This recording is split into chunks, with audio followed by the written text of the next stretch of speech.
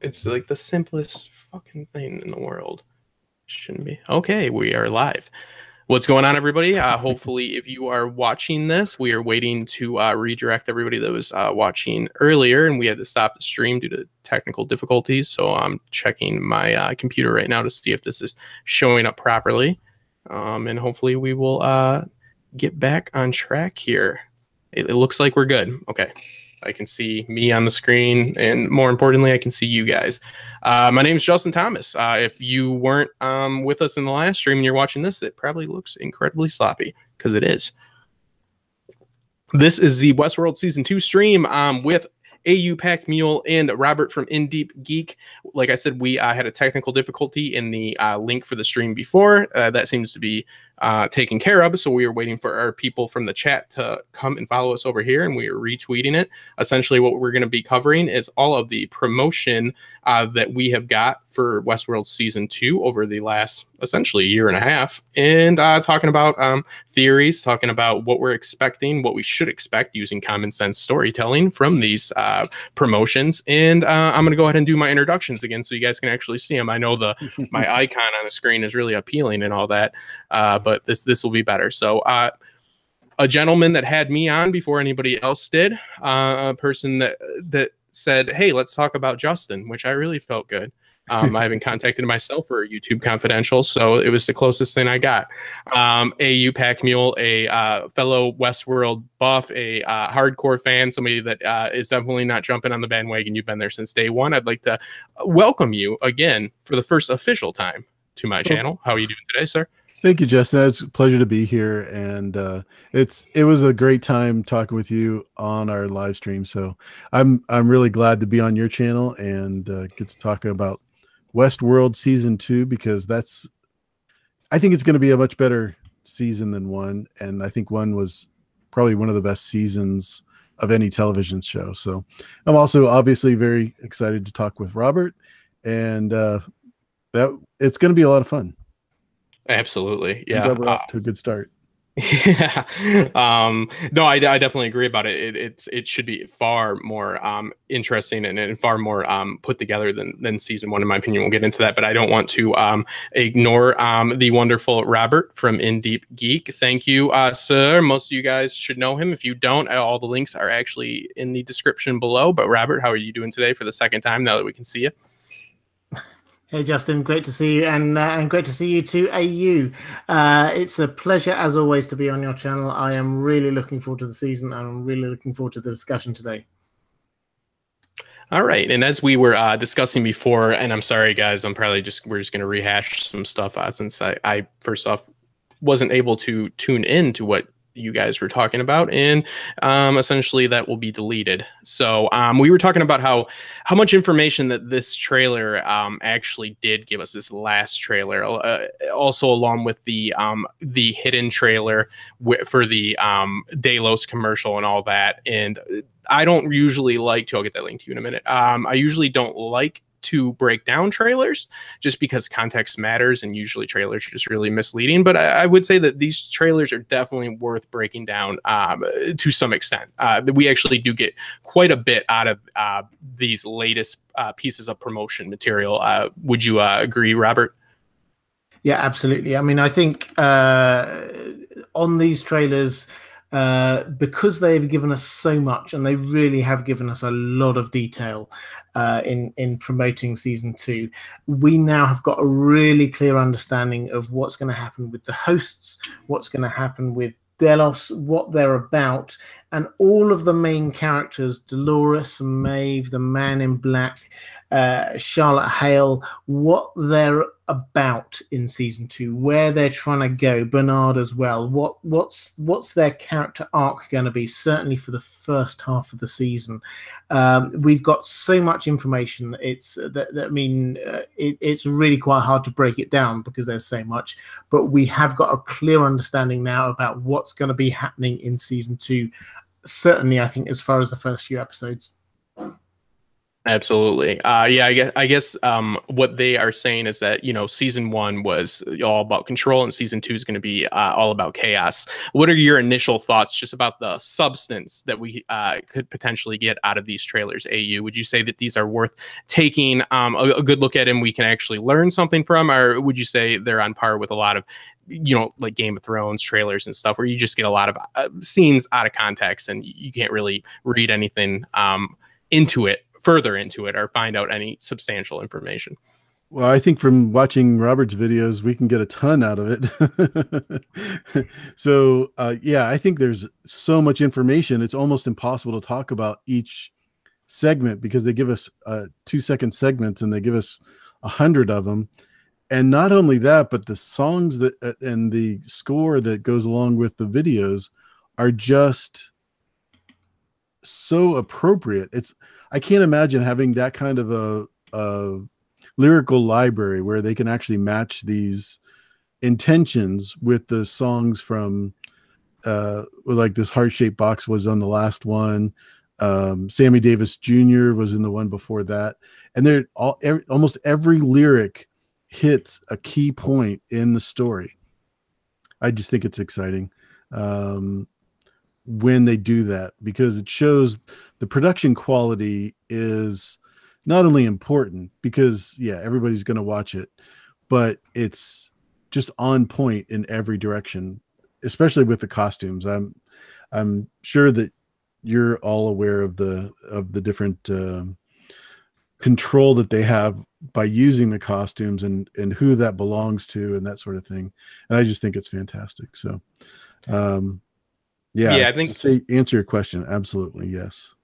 Yeah, I like that you brought up the fact that the music was so on point, and yeah, I think that they do a good mix of. They make sure to use songs that bring back that nostalgia effect, but they are very concise when they're picking these music, the tracks, because you really can get a lot of whether you're just getting some metaphors out of it or reading into it, however deep you want to go with it. You definitely Heart-Shaped Box, and I've got some pictures that we can show about a few scenes we have that I have a few theories on. It's definitely, we're led to believe, and I'm hoping that it's going to be true, that nothing is done in this show for no reason, that everything means something. And that's really what viewers want to see in a show, because especially big fandom geeks like us, because we have all these theories, so we don't want to be like, oh, I just wasted my time for a show that didn't address any of that. But yeah, Heart-Shaped Box, there's so many different metaphors that you could draw from that and all that, and it's just straight entertaining. It's done a lot in trailers, but you can usually they'll take the track and they will put it into they will adapt it into a piano score. And I think that it's done intentionally because it's just a song on a piano is so much more precise. Every note seems like it counts so much more than on a guitar and all that. This is something that was utilized in a show that I don't even watch anymore, The Walking Dead. They actually used a clave, and a clave is actually an instrument that sets up a structure for the songs, actually what puts the structure in place and sets the pace and all that. And it went perfectly with the trailer, and unfortunately the trailer was the best thing about that season. But yeah, in Westworld we're led to believe that everything means something, so I think that they're going to pay that out pretty well. I want to talk about the first line of the trailer really quick. The first conversation. Sorry, we're a little bit all over the place. I had a few technical errors here. But I want to talk about Dolores talking with Bernard and him talking about the dream when he was on an island, and that he could see them, in the, distance. And she asks, "Are you with us?" And he says, "No." I think that definitely says a lot, that Bernard is not on board with the rest of the hosts, because, it might sound silly. The best way I can say it is who you are isn't what you are. Meaning Bernard now knows he's a host. Right. That is technically what he is. That is not who he is. He is going to identify as more so as a human. You can tell me, okay, it will be silly, I'm a giraffe. Okay, you're Justin, you're a giraffe. I wake up tomorrow, I find out I'm a giraffe. I've always been a giraffe.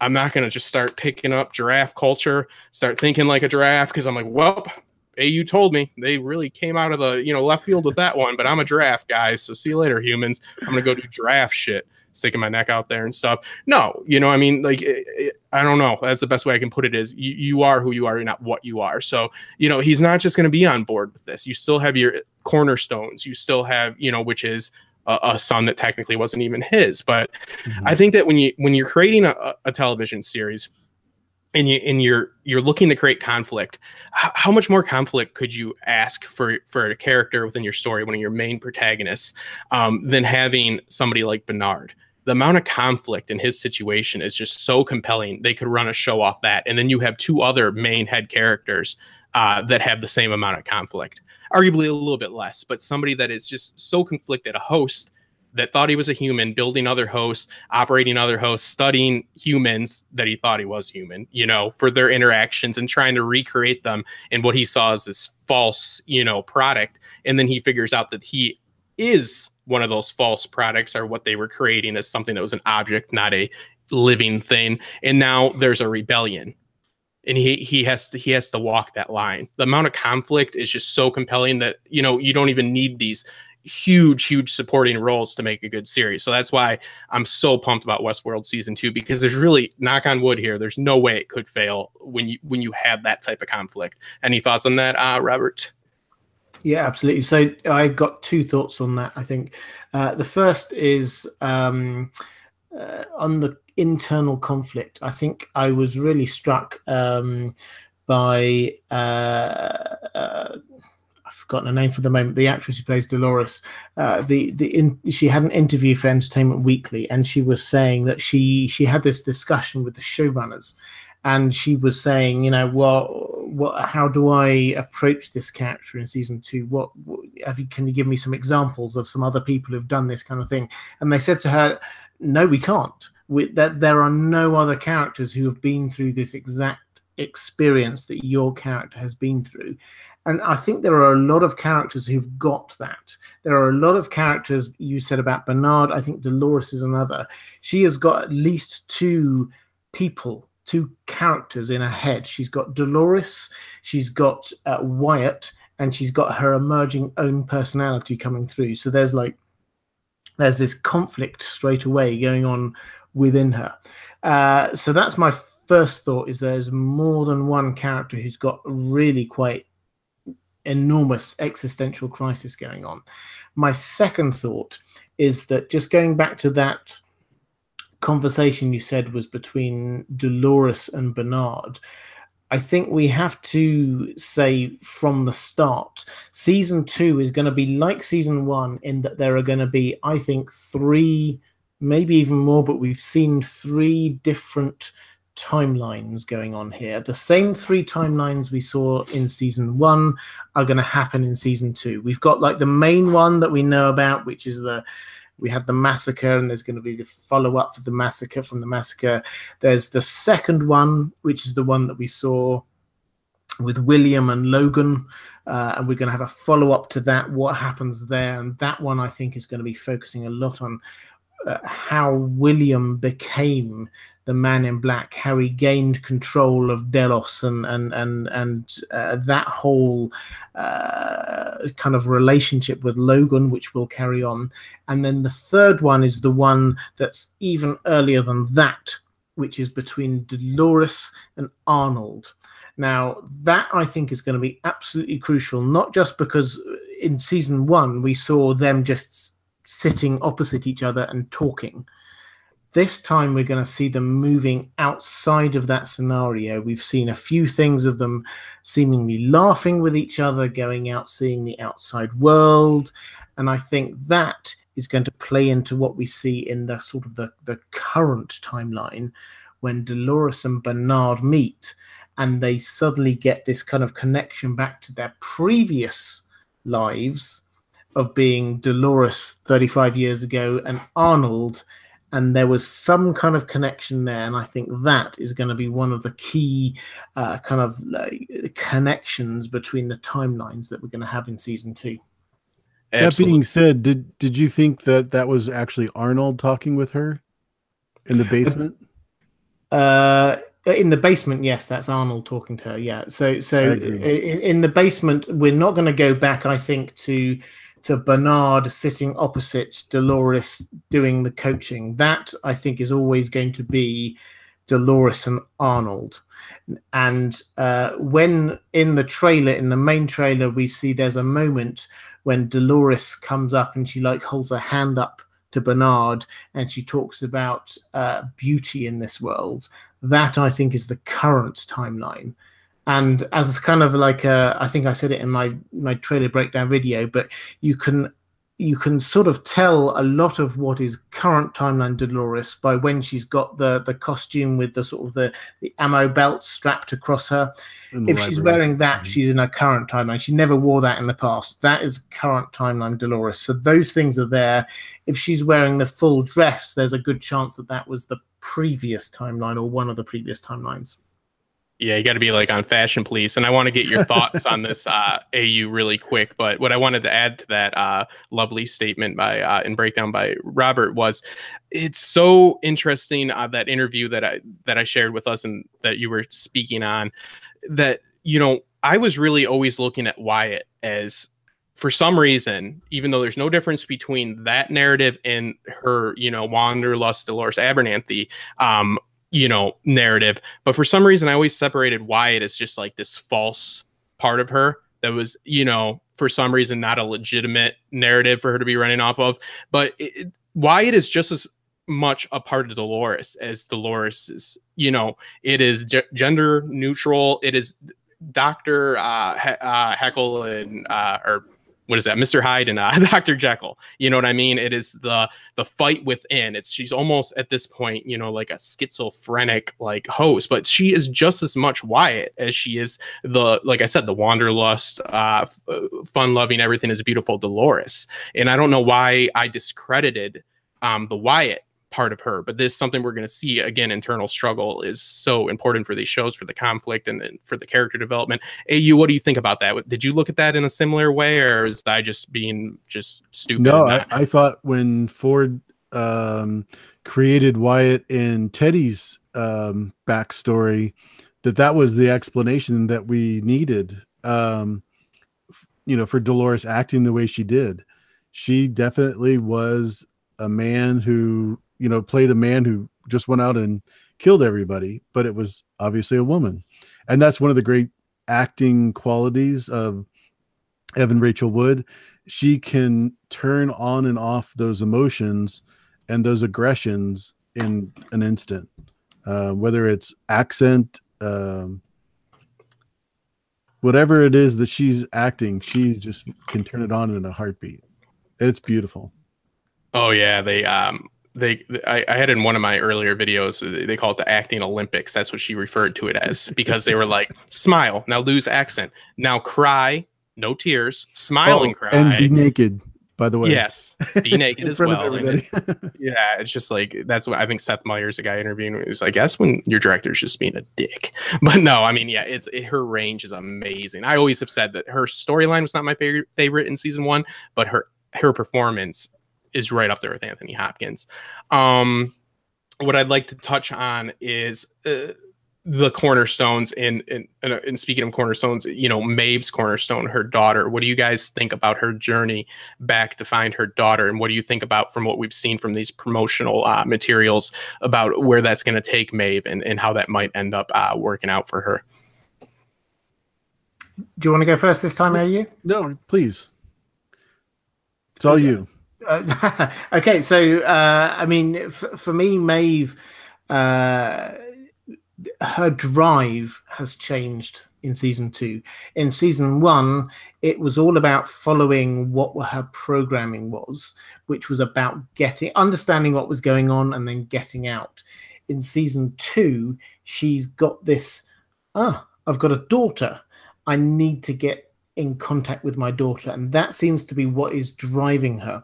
And it seems noticeable when you look at the video footage, is that season 1, at the end, she was killing people, she was getting other people along to kill other people, just to all over the place. There was mayhem, there was just stuff going on all over the place.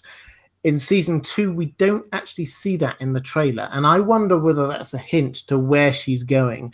I wonder whether that means that actually she's suddenly moved from being this kind of chaos character to being a character who sees, you know what, I've got a connection here that I want to make.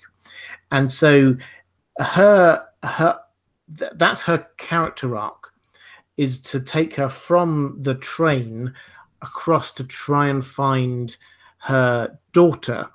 And through that, we know that she goes to Shogun World. Maybe she goes there to try and find her daughter. That seems the most logical reason why she would be there. And she comes back in, it would seem, and comes across Dolores. And she does not like what Dolores is doing. It's very clear. Again, there's a line of dialogue in the trailer there when she's basically saying, you know, all your revenge stuff, you're just like showing that the humans have got control over you. It's just like worshipping at their altar still. It's like break free from that. That's what she's about. So when we see Maeve, she is actually heading towards a slightly more peaceful outcome, slightly more breaking down the barriers. She, even at the end of season 1, she was there with Felix, and she was saying, you know, you're a good guy. For a human, you're not that bad. She's actually seeing that it's not about who you are. Dolores seems to be, if you're human, you're bad, I'm going to shoot you. Maeve, even at the end of season 1, was, if you're okay, then I'm not going to shoot you. So I think we're going to see this arc with Maeve coming up against Dolores, and I think Teddy is going to be on that same arc. And I think where we're going to end up is going to be a fascinating place. Is Dolores, with her split personality of Wyatt and Dolores, is she going to come out on the side of, no, I have to kill everyone? Or is she going to come out on the side of, actually, you know what, let's try and figure out a better way through this? Absolutely. Any thoughts, AU? Yeah, I did want to ask, do you have this on a public live stream? Let's check. It probably is messed up. The only reason why I asked that is because there's a couple of comments about adding super chat, and it won't let you allow it. It won't let you add it.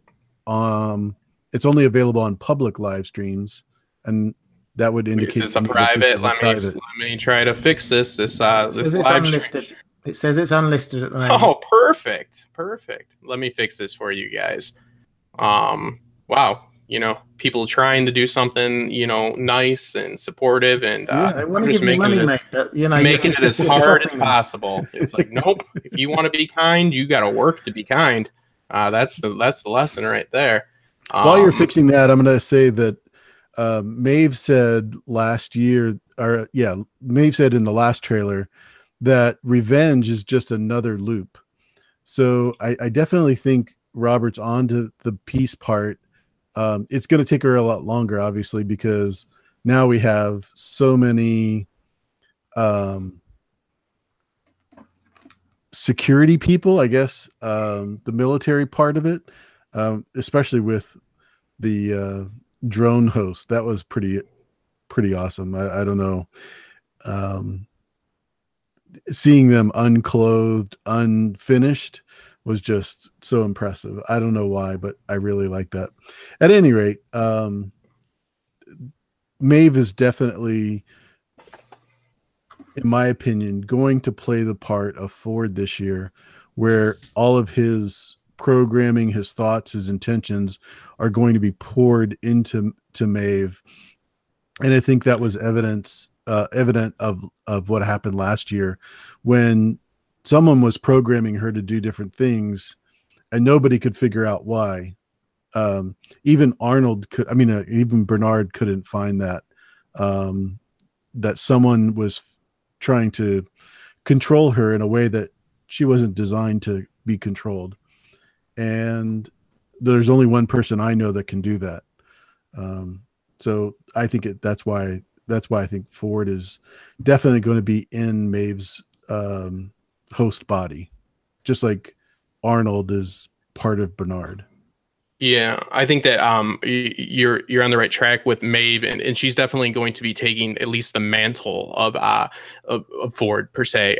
She has access to the back door, which was the reason that Bernard wasn't able to foresee what was happening or see what was right in front of his face. Is because of the back door.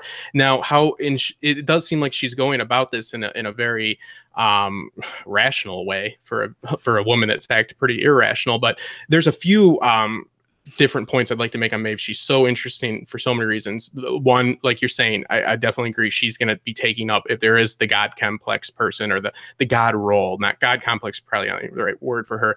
It is her. She is seeing the bigger picture. Bernard arguably is seeing a bigger picture because he has more of the connection with both sides. But the way that she is, using her power, she did cause chaos, but she has kind of a disregard for her body. And what I mean is, when people talk about theories and they talk about the exchange of consciousness into other bodies, whether it be human going into the host and vice versa, I think that we definitely have the foreshadowing of that with Maeve, because she's so willing to be reckless with that shell that she has on, this host shell. We saw this in season 1, and I believe that's because she understands that there's a bigger picture, and that's not who she is. And that's another thing that leads to theories like that Charlotte Hale could be, the consciousness of her daughter and vice versa and stuff like that. There's some cool ones like that. But Maeve is, she, like, violence is a vicious cycle, it's a loop. So she's telling Dolores that, and she's also understanding that they need to, it's almost like these are the perfect ingredients, and it probably is like this because it's a good show, for what these humans would need to understand the situation and for them to achieve some sort of situation that would work out between host and human. Because you almost need, in my opinion, the rebellion, and I'll want your guys' thoughts on this after, you almost need like the crazy Dolores to be killing for a little bit. Just like there was no painless birth, no such thing as a painless birth for the host, there's no such thing as a painless birth for their hypothetical or metaphorical birth into society. Because it's like, you don't respect something that can't hurt you. You respect something more that can hurt you but won't hurt you. There's a difference between it can't and it won't. So, like, a good example, I guess, of this would be, when we see what happened with Elsie and Stubbs. How are they going to feel? Because they weren't hurt, obviously, or they weren't at least killed, because they're back on the job. So they were obviously held by some hosts. So if they feel that the host just can't hurt them, they're not going to have any empathy for them. They're not going to start seeing them as these beings. They're going to keep looking at them as just pure objects. They're like, oh, they didn't hurt. But when they didn't hurt them and they're capable of hurting them, which is being showcased by Dolores and crew, that yes, they are capable of reaping vengeance. But then you have Maeve, who Robert pointed out in his breakdown video, looks like she is literally choosing human over host in certain moments by turning the guns on the host using the back door. In a specific scene of this trailer, that's what it's looking like is happening. The hosts are automatically turning the guns on themselves and in sync, falling down at the same time. I think that she's going to show, the humans that not all of them are just, dead set on vengeance, and that there is greater things at play here, and that there is empathy. And sadly, I don't think that the human population would understand this if they didn't see that they were able to hurt them but choose not to, because they're just, well, they can't hurt us. No, they won't hurt us. I think that's important to establish, if that made any type of sense. But I think that's what Maeve is there for, and I think that's what Bernard is pretty much going to be sitting back and trying to really walk this fine line. And I think he's going to be looking at the conflicting actions and really just I guess you would just call it ways of approaching the situation that we're getting from different hosts, and not just Dolores and Maeve, although I think they will come to a head. But obviously Teddy has an issue with this as well, with he's finally learning, the little Teddy dog is finally going to get off his leash, hopefully, with telling Dolores in this trailer that it's 10 miles and nothing but blood. So he's finally starting to you know, man up and say something. So I think that, yeah, it's almost like it's they need these ingredients. They need the action, the violent actions, and they need to see that they're also capable of choosing not to kill and not to hurt and wanting to coincide is my point. So I will shoot it to Robert first on that big mashup of words, and then you, AU.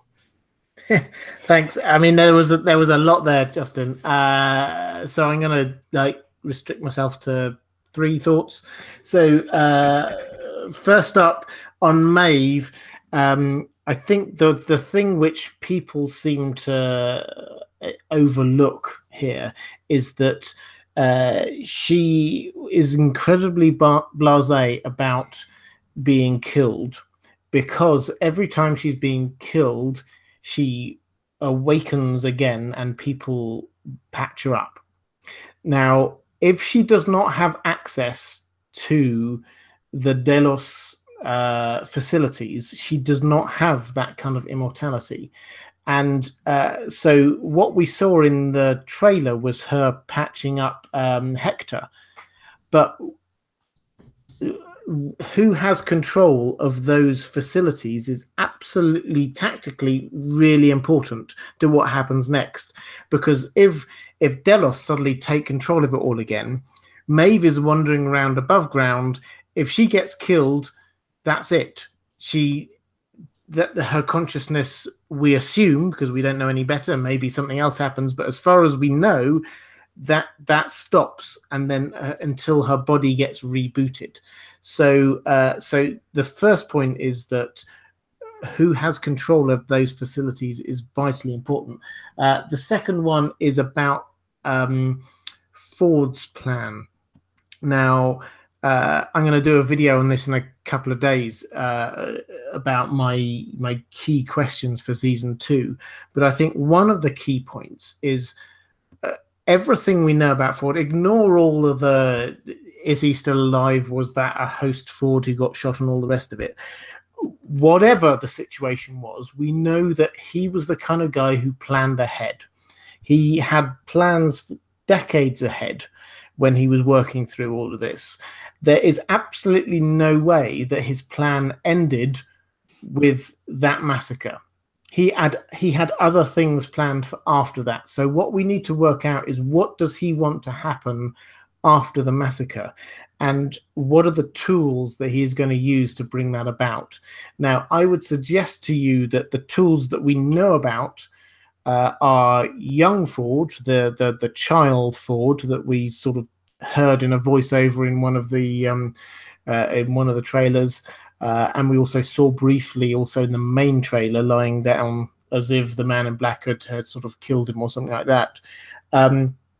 And also the Ghost Nation, who seem to be doing what he wants. They're the ones who captured Stubbs and then seem to release him. They're the ones who, it appears in the trailer, rescued Logan way back 30 years ago, which again is the kind of thing that you'd expect Forge to want to happen. As a potential investor at the time, you wouldn't want a potential investor to die. So the question is, what does Ford want to happen next? And then who is he going to be using to do that? And the third point, just very quickly, because I'll be really interested in what AU's got to say about this, but the third point very quickly is just to say these hosts are young. We look at them as if they're the 30-something, 40-something, whatever, by the age of that they're supposed to look like.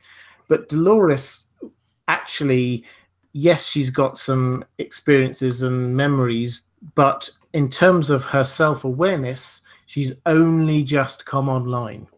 So these are very young people. They're just still trying to figure out who they are, what's going on, and so they're quite malleable. And so a lot of what's going to happen in season 2 is about these new young consciousnesses trying to establish who they are. So those are my 3 quick points from what you were saying, Justin. AU, what did you have anything you wanted to pick up on that? I just had one little comment on there because I love what you said about, how are they going to be fixed? How are they going to, have the tactical advantage? And that's why I always have cited them showing that host being made in the older facility is not them foreshadowing forward, not them foreshadowing anything other than doing the old Chekhov's gun, showing that they have a functioning, not known facility that builds and can repair hosts, as well as with Wyatt's crew, who we also see again, the guys in the masks. Supposedly they have found ways to repair themselves within the park as well. So that's why I've always really stuck to that point, that it wasn't, you know, Ford being built or anything in particular being built. It was showing you the use, and the facility is working like a field hospital. But yes, wonderfully said. And thank you, AU. And it's all you, buddy. There has been so much we've talked about. I really don't even know where to begin. But as far as the repairing is concerned, we did see a few of the white plastic red-handed technicians like Felix and Sylvester last year dead on the floor. So it's very possible that a lot of those employees are not going to be alive. And Justin, I don't think that there's going to be enough room. There'll be like a conveyor belt in that little cabin in the where we saw Ford and Bernard last year getting repairs. So I don't think we'll have enough facility to actually do all the repairs that are necessary, especially with all of the security people that are coming in and laying waste to all the hosts. Even with little Ford, we saw that as well. So I'm not sure really what else to comment on, because like I said, there was so much there, but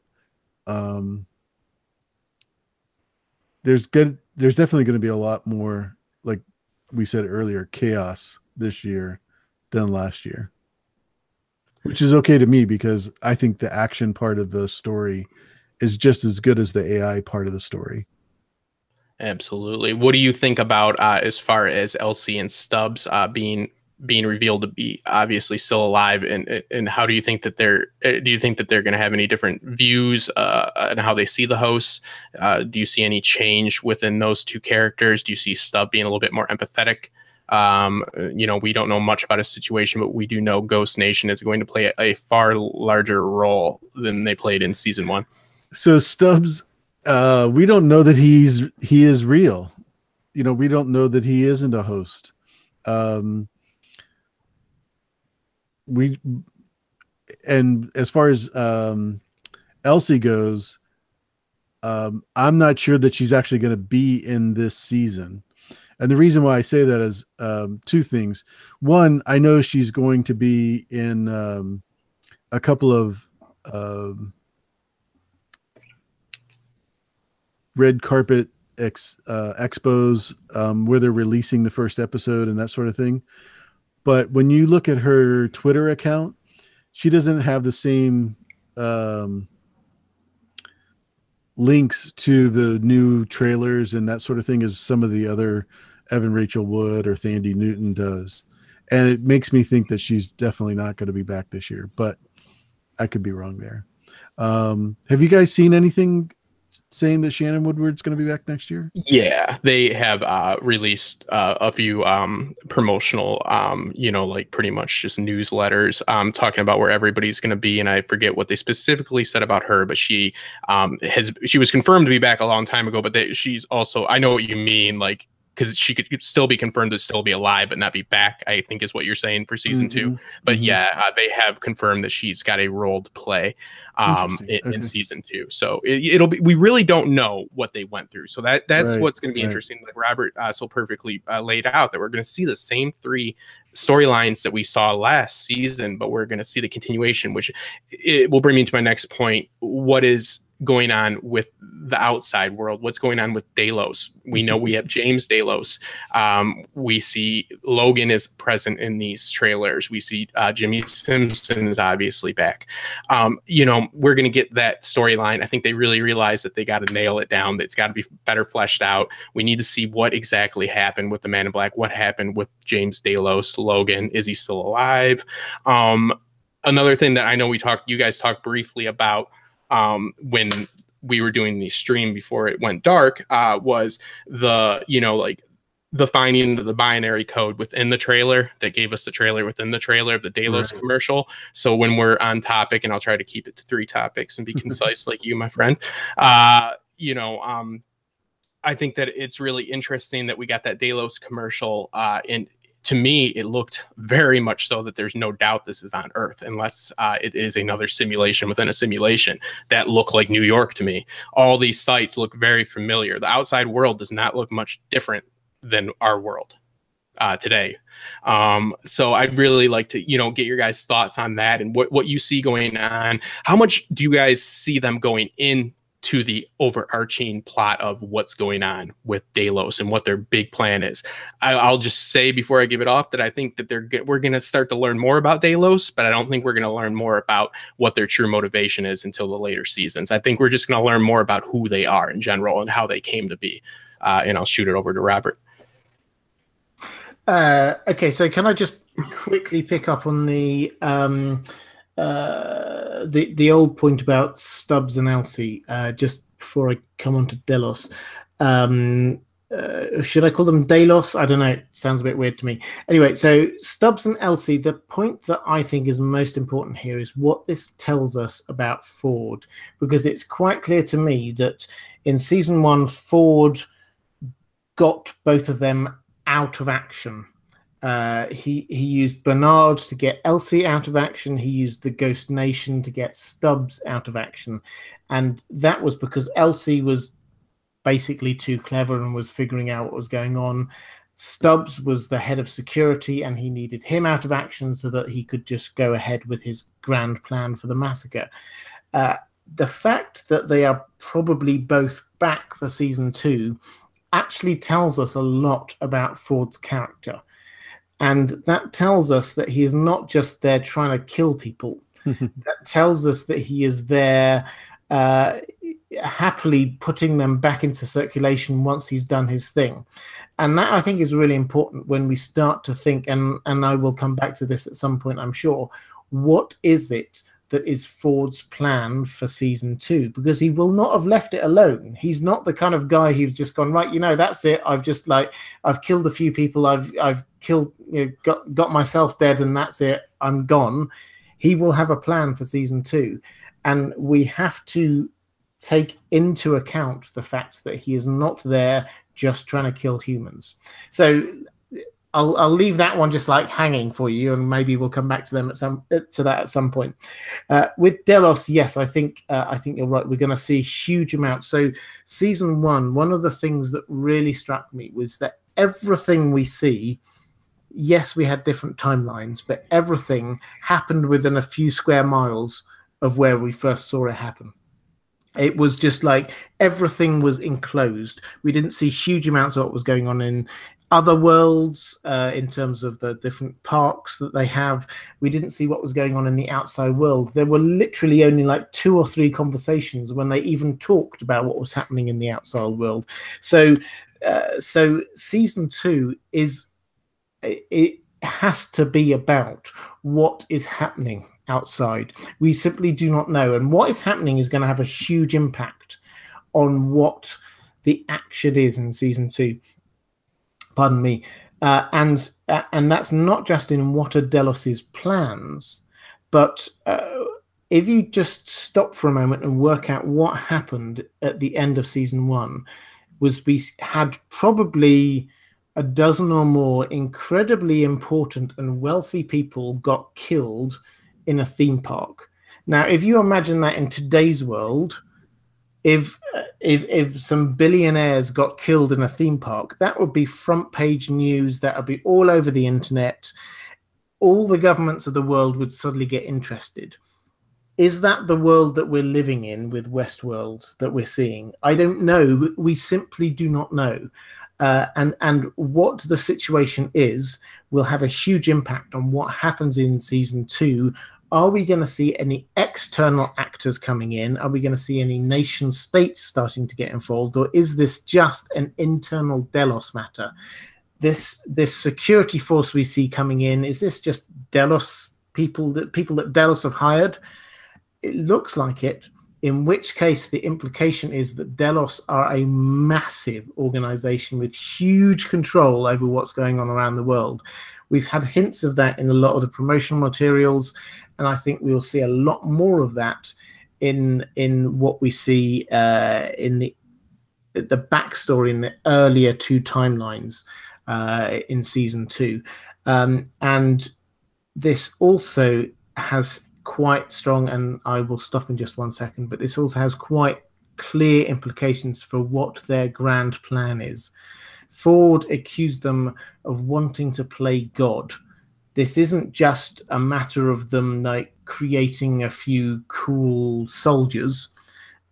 That's probably part of their plan, but this is something bigger than that. So this is something massive. This is something about trying to take over humanity in some way, in the way that the world operates. So when we're thinking about what's going on in the outside world, that's a huge factor in us understanding what's going to happen in season 2. AU, what are your thoughts? I was just thinking, that's why I love listening to you, because I was thinking this world, meaning this planet, and you're going off on a totally different, much more important explanation. So that's awesome. My favorite video that I've ever done was it's the Westworld is actually on a different planet. Obviously, I've had to change my mind completely since we've seen the trains connecting and Maeve, almost leaving the park, etc. But it definitely has a totally different feel to it from the trailers as far as the world is concerned, because not only are we having to, deal with these, huge number of dead people that are very important, not only to the company, but as far as the planet is concerned. I think Charlotte was more trying to get the information from Peter Abernathy out of the park because of what the people in the park did when they were interacting with him and other hosts. I don't really think it has to do with as much of a military issue as what some people think, but I definitely think that they are a weapons manufacturing company, much more so than the robot manufacturing part of the army, because we've seen so many times where host and guest will interchange guns and see what happens with the same results. So I definitely think that there's how do I put it? An interest by Delos to get that information out of the park from Delos. Let's put it that way. Yeah, I think that you're right on with that too, because there's a good line of dialogue when Charlotte is having her interaction with Ford in season 1, and he says something along the lines of, "Aren't you afraid I'll just smash all my toys?" Referring to, "Aren't you afraid I'll get rid of, like just my creation?" And she goes, "No, because, that's what we do so well. We know people." I'm paraphrasing here, but just what she said was more in line with what you're saying. I think that you're obviously going to have a militaristic aspect here, and I think that the new security members that like Robert was speaking to is going to be a good everything that we see from the outside world. Again, we're going to be playing who's a host probably for the whole series.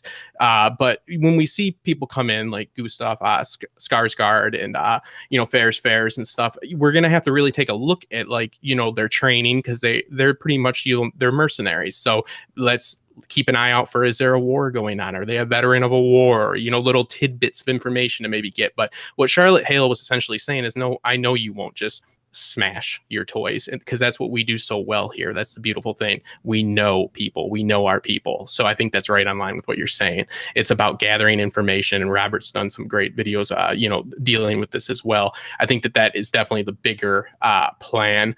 What I wanted to say about and I had a question from Costume Co here. When it comes to the whole idea of, you know, like, is it just military? Is it just this or that? It has to be a mix of different things, obviously. And like I said, you can't really have like the espionage and the intelligence, you know, stealing or whatever they're trying to do to extract it out of the park without, you know, like a military to back them. But Robert, you had a great point that now I'm blanking on what you said, but you were talking about the bigger picture, and I'll come back to it. I'll circle back because we had a question from Costume Co. She mentioned that why do they refer to Shogun World as a being on another level? I think that what they're referring to is the layers of the actual facility is actually layered.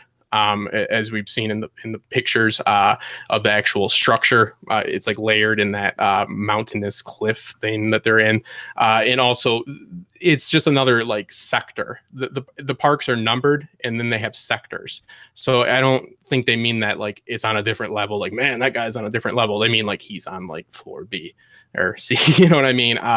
But yeah, I think that what is really going to come down to is what they're creating with what I'm calling the heart-shaped box, the picture that I shared with you guys earlier of what looks to be a you know, almost organic piece of that they're creating to put in the host, because we are going to get to know what makes these hosts biologically tick and what can actually kill them.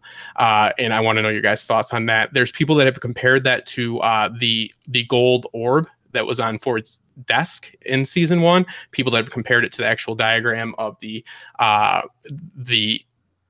Maeve's chart for her attributes. And you know, I think that it's going to have more to do with just them, not only for the audience, but, you know, like they're going to want to make these hosts have something more in them than just a bunch of like, you know, carbon fiber or metal or whatever. They're going to want us to see that they have what we see as familiar, meaning organic, you know, pieces to them to invoke empathy and all that. But yeah, I think that you're right on track, because, you know, Charlotte knew. And like this is what you were talking about, Robert. Sorry. You were talking about how Ford just didn't let the dice roll at that. And he wasn't like, I just want a few people to die. Because, like I just said, you know, they knew he wouldn't do this. So that's why, like, you know, all the ingredients are there. He knew he had to save Stubbs and Elsie. He kept them for a reason. He knew Bernard needed to know what he needed to know for the future. Same with Maeve. All these people are on these paths. Yeah. He just didn't say, oh, well, that's it. It's a shit show now. See you later, fuckers. You know, he was, if we're going to believe that he was the all-knowing, all-powerful man, then yes, you're completely right. He just didn't, you know, loosen his belt at the end of season 1 and be like, see you later, fuckers. It's going to be a shit show. So yeah, definitely, we have to believe that everything was done for a reason, that the people that were saved because he knew they were going to come into play.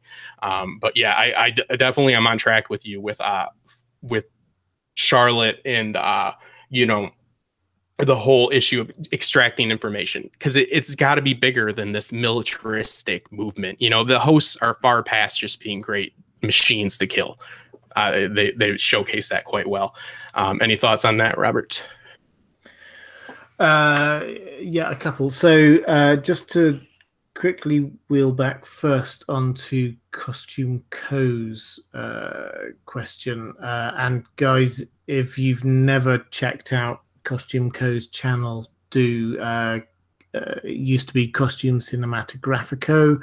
It's now Costume Co. It's a brilliant channel. It looks at the costumes that are used in a wide range of different shows, and just goes a little bit beyond just like saying, oh, that's cool, I like this, but it just looks at what does this tell us about character, what does this mean, and it's like when you take an expert in a field and just examine what's going on, it's just brilliant. So for example, in Game of Thrones, there was a huge amount that Heidi there did about what the different symbols meant. Sansa had a necklace on that Heidi did a great piece on. But anyway, sorry, enough advertising for a different I put channel. her channel link in as well. Absolutely. But on her question, I think with Shogun World, when it's saying on a different level, I think that actually that is a bit like on a computer game saying this is a different level. When you get into Westworld, you see that it's very clear you arrive in at Sweetwater, and that's actually quite kind of low level. You're going to go in there. The chances of people just actually physically hurting you as a guest are quite low, but when you go out into sort of the Badlands, into the Wildlands, there are all sorts of warnings about, you know, this is getting slightly edgy, slightly dangerous. And I think Shogun World, it's World 2, and I think they were trying to advertise it, and that is the line that we were talking about there was about advertising Shogun World as being the next level, a slightly more dangerous level, a slightly more edgy level, a slightly more difficult place for you to go. If you feel like you've done Westworld and want the next level, that's where you go. But we were talking a bit more about Delos and their plans, and I think one of the things that came out for me from the trailers, there was a little teaser trailer they did. It was the Easter egg trailer when you go to a trailer from Delos itself, talking about what Delos have done and what trying to welcome you into their vision for their parks. And it's very clear there that they're trying to show that Delos as an organization is not just about the parks. It does do a lot of other things, and in the outside world, people will know that Delos does a lot of other things. And when you think about the technology that has been developed with the hosts, immediately there are huge amounts of just medical advances that you could make.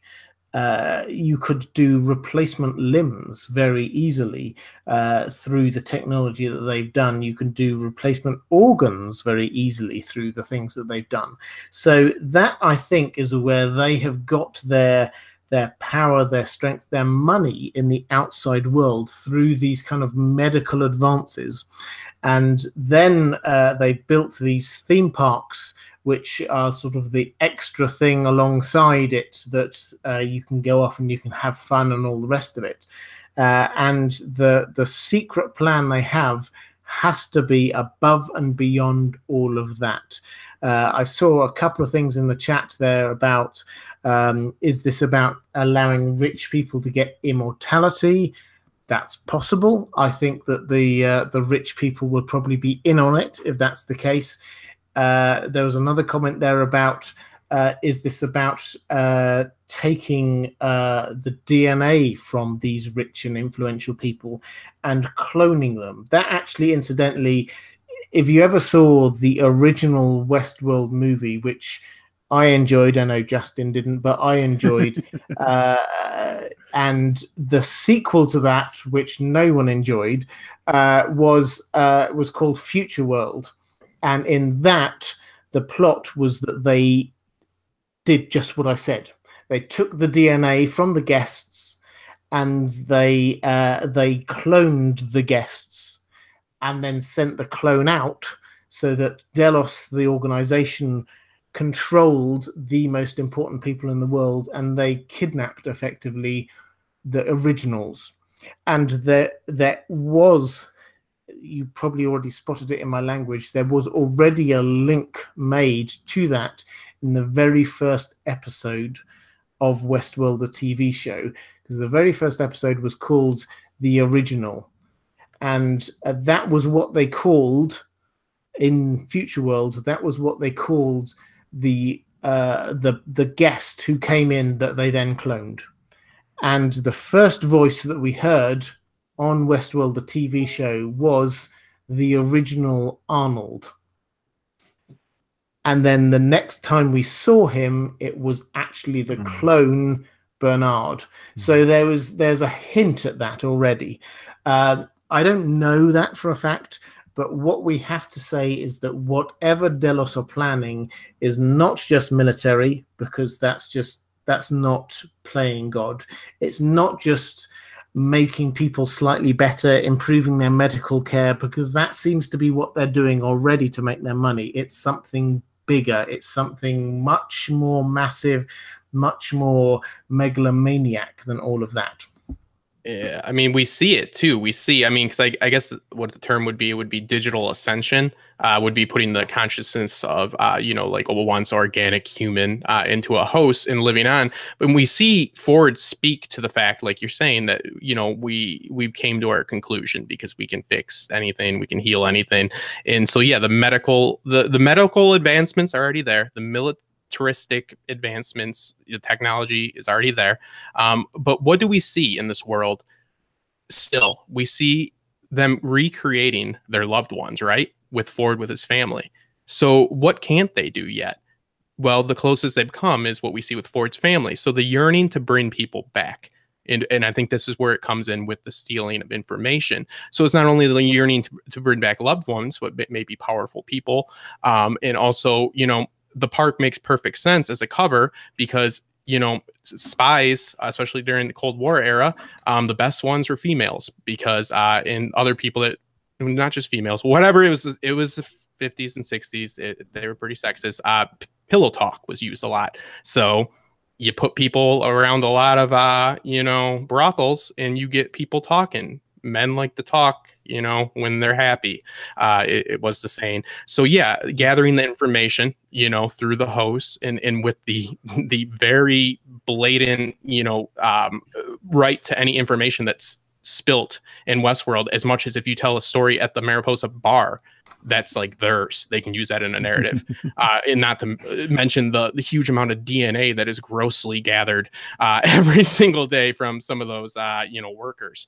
So yeah, you know, like we there's always the yearning to be immortal, but also to bring back those you love. So the digital ascension, you know, with all the other technology and the actions that we've seen foreshadowed, I would say that's probably your best bet, is that, yeah, it's for immortality and for bringing back in cloning. You know, it's got to be deeper because they could have stopped a long time ago if they just wanted the military aspect, or if they just wanted to, you know, be able to get better liver transplants. They're obviously there, except for that guy at the fire with Man in Black. He was still pretty pumped his sister was okay.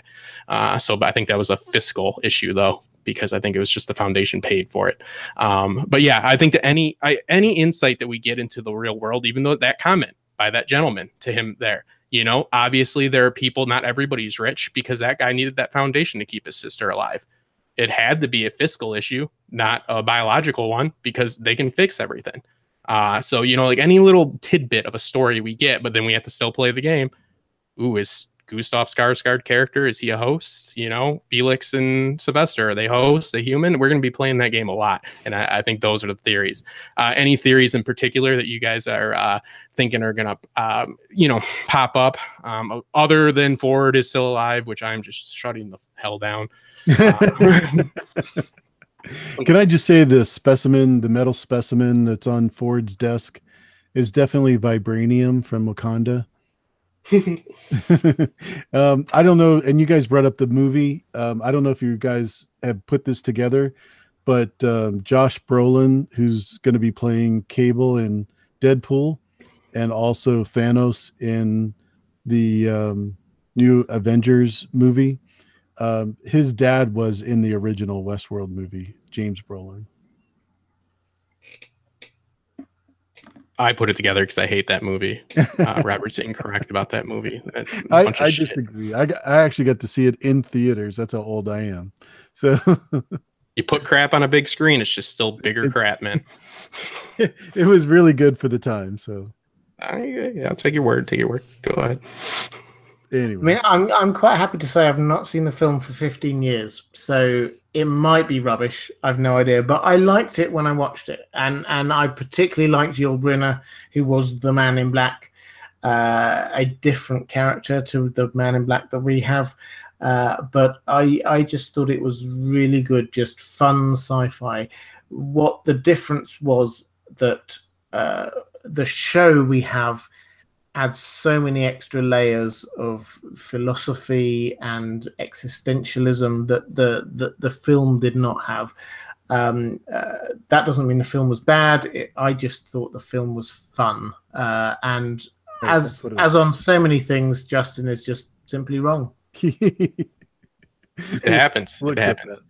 I mean, yeah, for the time, it is what it is. I mean, yeah, I mean, everything kind of looks, you know, a little bit corny as the years pass. So I have my youth, fairly. I have most of it. So yeah, I think that you know, and they always give us those nice little Easter eggs and stuff. And Yul Brynner was definitely an excellent actor, and you know, Brolin's James Brolin, I believe his name, was a good actor as well. Originally, yeah. Might still be alive, don't know. Yeah, he's still alive. He's actually in a TV series. When am I still alive? Digital Ascension, Westworld. It happened. That's the name of it. Digital Ascension. Yeah. So we also see in the trailer, we see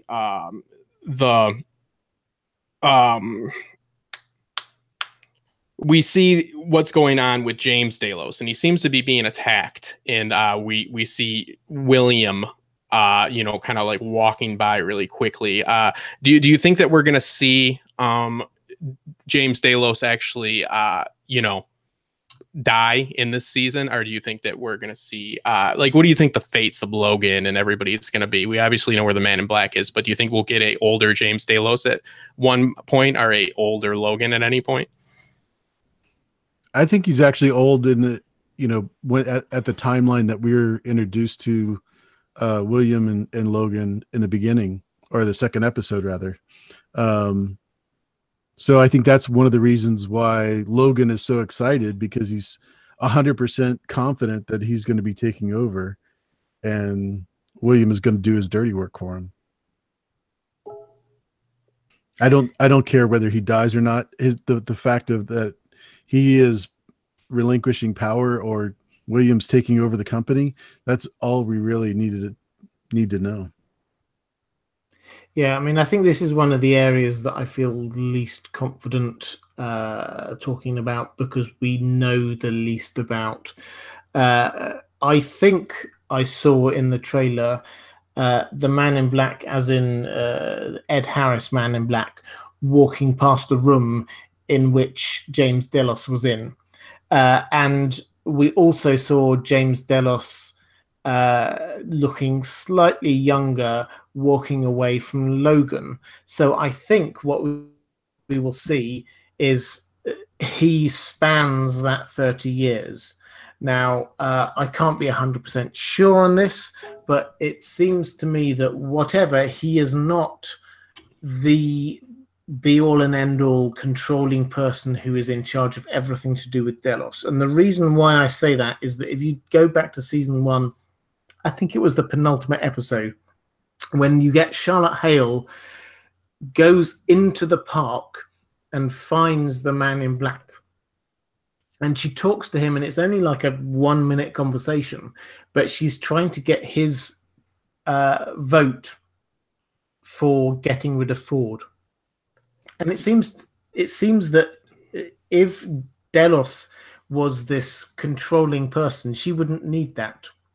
She wouldn't need to have an extra vote from the Man in Black. So something happened, and this is the journey that we're going to, I'm sure, explore in season 2, is how we get from this moment where we have James Delos, who presumably has founded an organization in his name, and presumably owns 100% of it, or nearly that much, to a position where the Man in Black has inherited a degree of it, and others have also got a degree of it.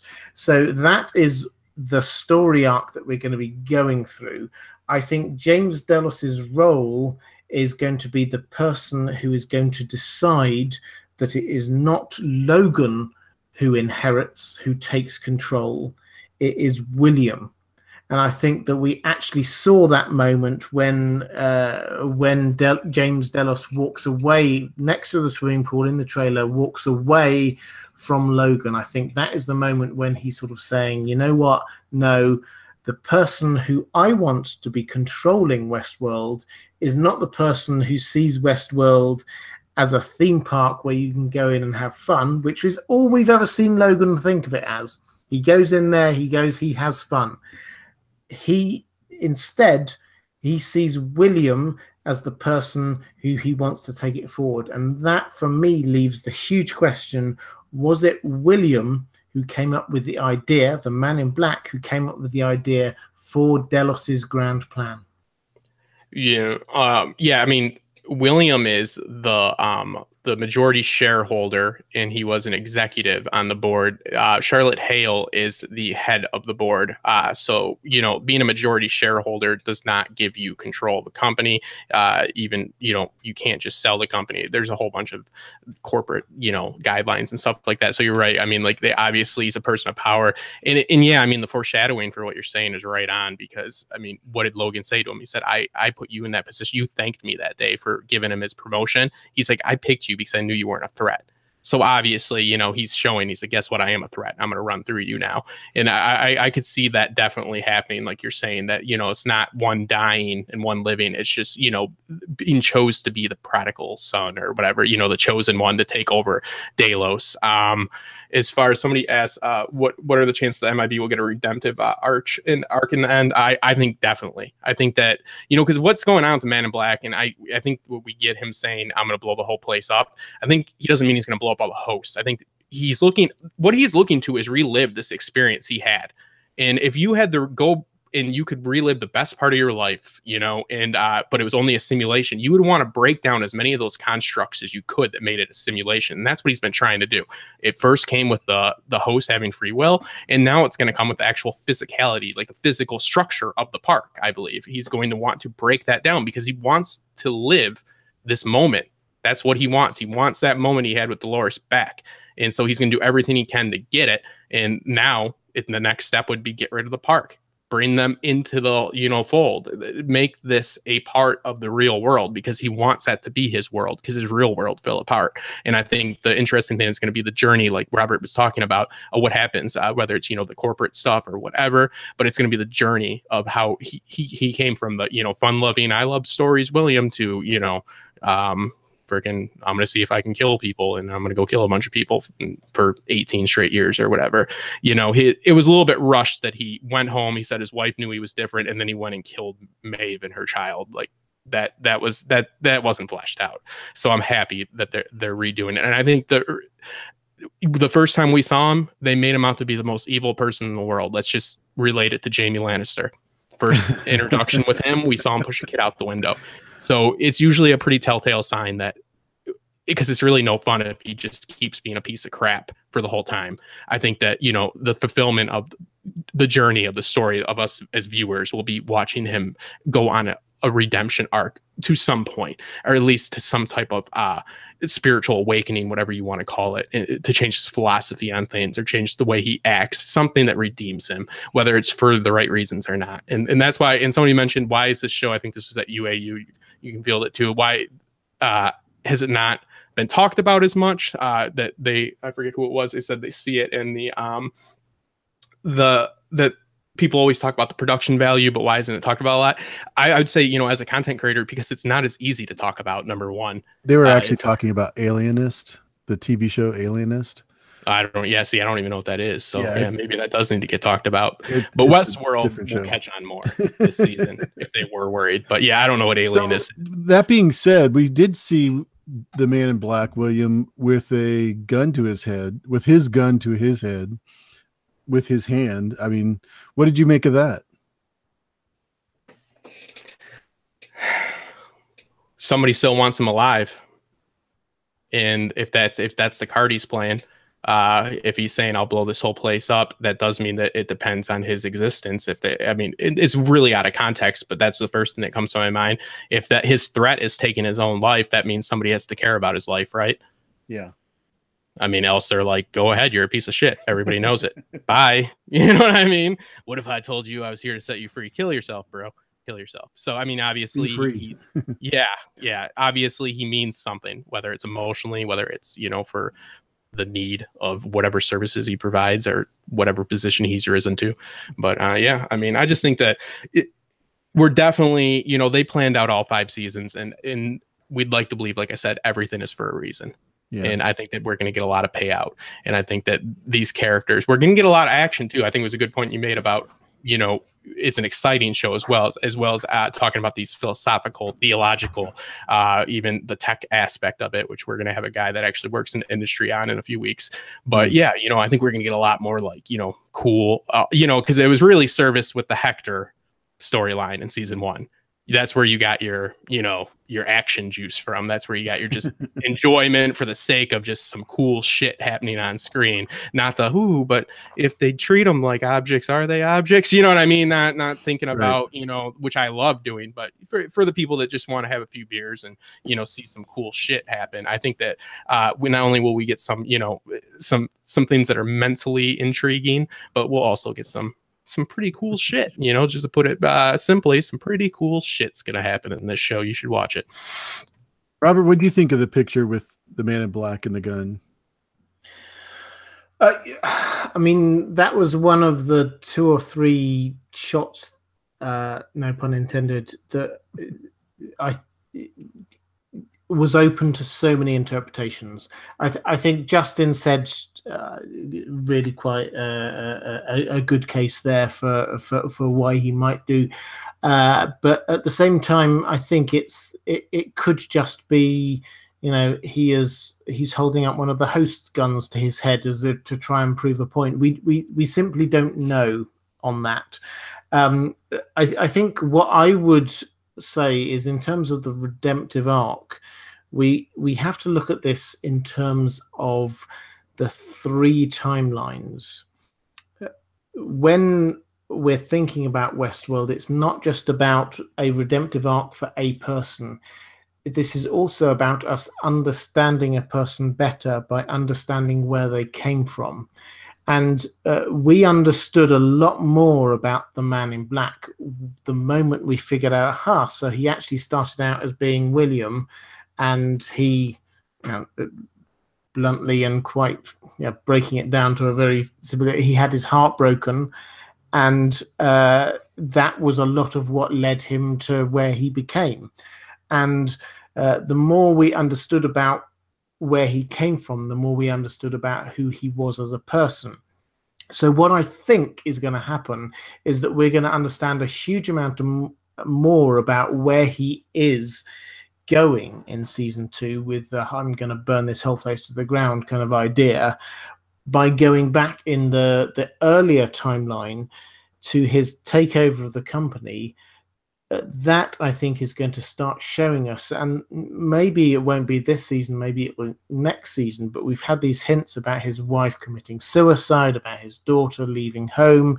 That is undoubtedly going to leave a mark on him. And I think we're going to see what happened and what led up to that point. And that is going to help us understand who he is as a human being and why it is that he got to this point, that he was trying to feel something. Because if you know, again, I'm going a slight tangent here, but season 1, Man in Black, yes, he was doing some pretty awful things. He thought that the hosts were just hosts and were just like bits of plastic he could do stuff with, because he was trying to feel something, because something horrendous happened to him in the past that meant that he could not feel anymore. And so he was doing stuff to try and make himself feel. And so when you saw that smile, and I think it was the first smile you saw from him at the very, very end of the last episode, it was when he hurt. When somebody shot him, it was Clementine from the ambush shot him. He smiled because he had that moment. Actually, this is real. This isn't a game. So what we saw in him was this arc of him from being this person whose life, his personal life, has suddenly collapsed around him, and he has gone into this place. And yeah, some of us have been into that kind of black hole where you go, I don't feel anything. I want to try and feel human again. Sure. And he went through that in the park. And then the moment he smiled, the moment he realized that he could feel something again was almost a moment of rebirth. So season 2, I think, is about the rebirth of the Man in Black, when he's reached that point once more, when he feels human, when he feels he can have an impact, when he feels what he does matters. And I think we will learn a huge amount more about that in the previous timeline, and I think we've probably been slightly unfair on him in the current timeline as well. Sure.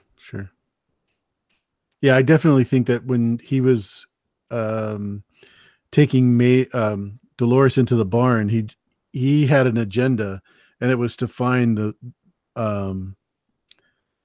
maze, right? He wanted to find the center of the maze, and that was his purpose. So that's why when we saw him take her into the barn, we were thinking, oh, he's just raping her, and a lot of people thought that when they first saw it. And I could understand why, especially with Teddy being there. But when you see him with Kissy later on, you realize, oh, this is what he's looking for. Yeah, absolutely. So he was looking for, so he thought the maze was a way of getting to the next level, almost in Westworld. He saw that as being I've overseen the development of this park, of these plastic models that are looking like humans. I want the next level, the thing that is going to be, the thing that is going to be more real. And that was what he was going for. And I think, and we talk about redemptive arcs, but I think by the end of season 3, maybe, we're going to be looking at the Man in Black in a lot more sympathetic a way. We're going to be looking at him and saying, okay, yeah, I don't agree with everything you did. I think a lot of what you did was horrible, but I can emote with you, because we've all been in that horrible situation where the world seems black and there's no way forward, and we just need to feel human. We've been in that place, or if we haven't, we've seen people we care about be in that place. And if he honestly thought he was just in some video game, then it suddenly makes it feel a little bit more understandable. So I think his character arc is actually us appreciating where he's coming from a whole lot more. Yeah, I thought Logan was telling him, what was going to happen, and him thinking, yeah, that's not going to happen to me. And then slowly but surely, Westworld and Ford pull him in and cause him to actually feel all those things that he never thought he could. That was amazing. Yeah, I mean, the first season was all about can they feel? Can they act with free will? And we've answered that. Yes, they can. Now it's, should they? How should they? Will they? These are the questions we'll ask. How do they handle this? Because with this, power, with this freedom becomes a responsibility. If once you achieve personhood, you are held to the laws of every other person who obtains, personhood, who is considered to be a part of the human race. So, should they? And then it goes for more than the host. It goes for the characters in her story. Like they're talking about the Man in Black. It's, how is he acting? How should he be acting? Why is he acting like this? And that's why they're going to flesh it out more. So, when you get a POV, when you walk in their shoes, you tend to be more empathetic. And he always loves stories, and immersing himself in stories is something he says in the first season. So that's why he's so taken with this place, is because he's immersed in a story as much as you could possibly be immersed in a story. But that also goes with the just gunslinger part of it as well. Then you're playing the game. So it really, it asks a lot of deep questions, but it shows us, these scenarios and this conflict in a very well played out, very entertaining fashion. So I think that, we covered some good ground here. I'd like to thank everybody that stuck with us through the technical issues. I don't even know what that glitch was. That was just the blank icon. We could see each other, but yeah, I don't know. That's life. I wish I could be in Westworld. I'm going to do everything I can to get back in Westworld. It is pretty awesome that Robert's still with us at 1:00 in the morning, isn't it? Oh, I know. Yeah. Can you imagine? I never sleep. Just adhering to that US time. We should do one on yours, and I'll do it on European time. Whatever. Is it GMT? Is that what that is?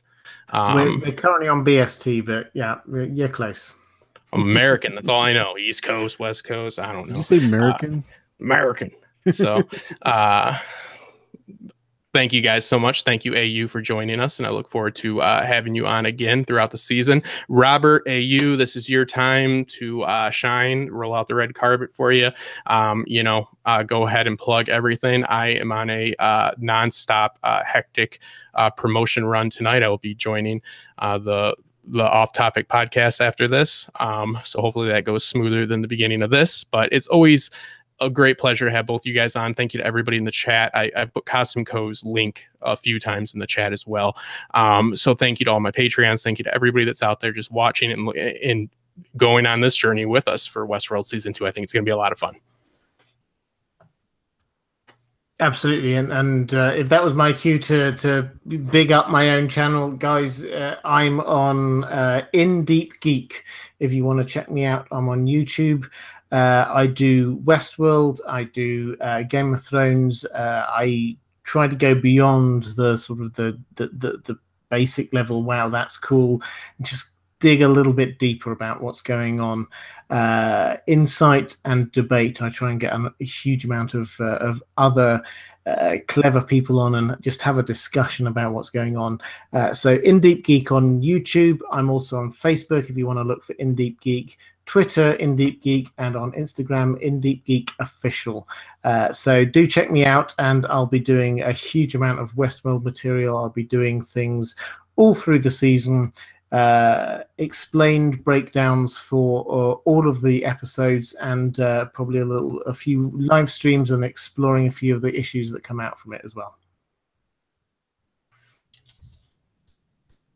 Robert, I didn't know you were on Instagram, so that's something I'll have to do myself. So thank you for letting us know. That's perfect. Got a lot of good pics on there. I like them. But thank you for having me on, Justin. You're a great host. I'm so sorry for the trouble that you were having though with the OBS. That's never fun, being a host and having to go through that. So hope you have a good time tonight. And thank you everybody that's in the chat. Love it. And all the people that are going to be watching later. Really do have a lot of fun on these. And Westworld is one of those episodes where we could talk about this for probably another 12 hours and still not cover everything. So look forward to the new episodes. It'll be a lot of fun. Yeah, we got to ship Robert a whole crate of 5-hour energy. So hey, keeps his composure and never even looks tired. Politician to the end, my friend. Thank you guys so much. And thank you to my guests. Thank you to our viewers, and share with friends, and make sure to subscribe. We'll see you guys soon.